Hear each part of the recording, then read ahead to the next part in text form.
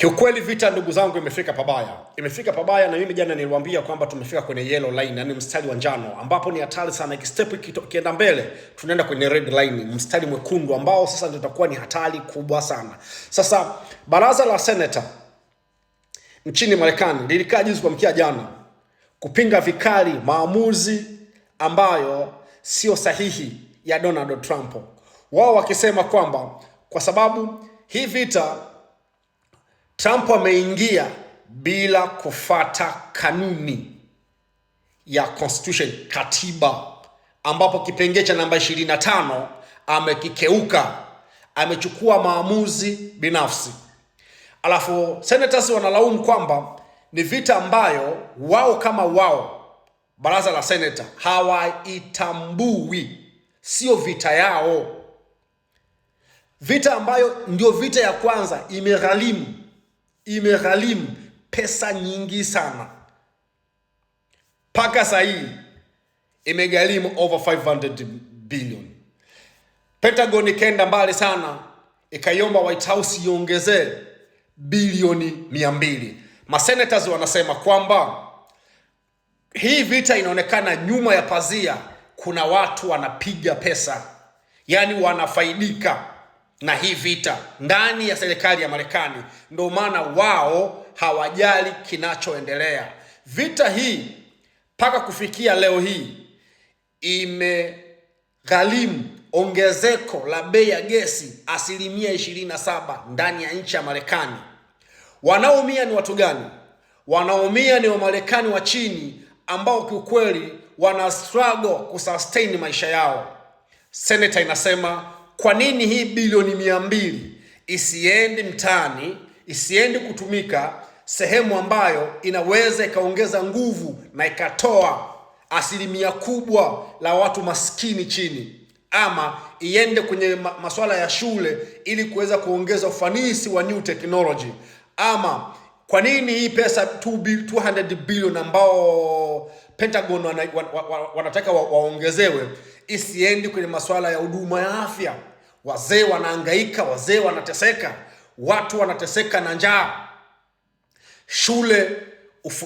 Shule ikiongezewa technology itakuwa ni bora zaidi kuliko kwenda kwenye vita ambayo kwanza hatujui malengo. Paka saizi baraza la maseneta la Marekani ambao linawakilishwa na senators 100, kwa nini wao kama wao hawatambui hii vita ni ya nini? Hawajui kwanza vita lengo lake ni gani, alafu hawajui plani ya vita. Yani hii vita haina plani. Wao hawajachola hiyo plani. Ni maamuzi ya Trump. Na tatu, hawajui hii vita itaisha lini. Na hii imekuja baada ya Trump maneno yake aliyoongea. Aliulizwa swali wakati anafanya place White House, akasema hivi. Aliulizwa swali wakamuuliza hivi, hauoni wa Marekani wako wanapoteza maisha? Hii ilitokea baada ya KC-135 ile ndege iliyoanguka Katali na ilianguka Iraq. Ndege ambayo inafanya kazi ya kunyonyesha kuzifil ama kuzipa ndege mafuta ndege zingine. Ilivyoanguka na kaua watu 6.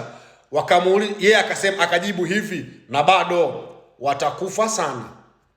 Kauli hii imezua utata kwenye bunge kwenye baraza la maseneta. Wakasema hivi, Trump inaonekana yeye hajali wa Marekani, hajali watu wa chini, anachojali yeye ni faida zake. Na hii imesababishwa na ripoti za Forbes last week ikisema hivi, ongezeko la fedha la matajiri 10 Marekani limefikia utajiri, yani utajiri wa watu 10 matajiri Marekani ukichanganya imefikia trilioni 2 na bilioni 300 za dola. Senators wanahoji, hawa watu wengine uchumi umetikisika, alafu hawa matajiri watu 10 peke yao wana odds 2.3 trillion dollars. Na hii pesa inakusanywa na hii fedha inaongezeka kwenye vita ambapo 60% ya Wamarekani wanateseka na bei ya gesi ambayo imeenda juu zaidi ya 27%. Ukiangalia vizuri utajua kabisa kwamba matajiri hawa wote wako nyuma ya Trump, ndio walimsupport wakati wa kampeni, na ndio maana unaona wanafaidika. Hivyo inaonyesha kwamba Trump hana mpango wa kumaliza vita hii, ana mpango wa kuendeleza ili wenzake wale matajiri waendelee kupiga fedha. Mtoto wake pesa imeongezeka kutoka milioni 50 imefika zaidi ya milioni 800. Sasa senators wanalaumu kwamba Trump hafati sheria na kanuni. Kiufupi, hafati katiba ya nchi, anafanya maamuzi yake, na hii imekuja baada ya kwamba chama chake cha Republican lina wabunge wengi, lina maseneta wengi kwenye baraza la maseneta, linamiliki viti 53 kwenye viti 100. Ndio maana unaona wanamsapoti sana. Democrats wanamiliki 45 viti 45, alafu Independent Party kuna ya kujitegemea ina watu 2 tu, na ndio maana kwenye votes ya kusema vita viendelee ama vita viache, Trump alipata 53. Wabunge wa masenators wake wote walimsapoti. Democratic inasema kwamba hii inaonyesha kwamba katiba haifatwi. Trump anatumia nguvu ya kuwa na watu wengi kwenye baraza la maseneta ili kuikomoa Marekani.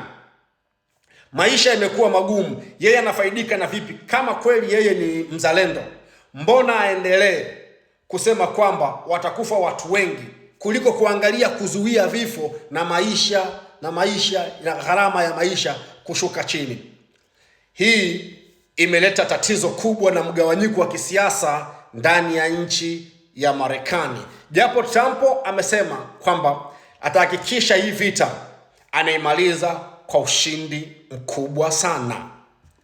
Ndugu zanguni, kwa uchambuzi huu na ripoti kutoka kwa baraza la masenators, inaonyesha Trump hafati katiba. Anatumia nguvu ya madaraka kuwa na masenators wengi kwenye baraza la maseneta ambalo linawakilishwa na watumia, yeye ana 53. So kwenye kula za ndio lazima yeye atapata nyingi. Na tukumbuke kampeni aliyofanya, nyuma yake palikuwa na matajiri. Mtu kama Elon Musk alichangia zaidi ya milioni 200 na alikuwa nyuma yake, na matajiri wengi walikuwa nyuma yake. Sasa hivyo maskini, watu wa chini wa Marekani ndio wanaumia, kwa sababu makampuni makubwa yanamilikiwa na matajiri ambao hata bei ikienda juu hawajali. Lakini vipi hao watu ambao wanategemea sasa kila siku waende kazi, maisha inakuwaje sasa? Trump akasema bado. So baraza la Senate wamesema Trump hajali wa Marekani, anajali yeye na kundi lake hilo la matajiri. Ndio maana wameongezeka utajiri ndani ya muda mchache sana. So vita vya Irani vimeleta mpasuko wa kisiasa nchini Marekani.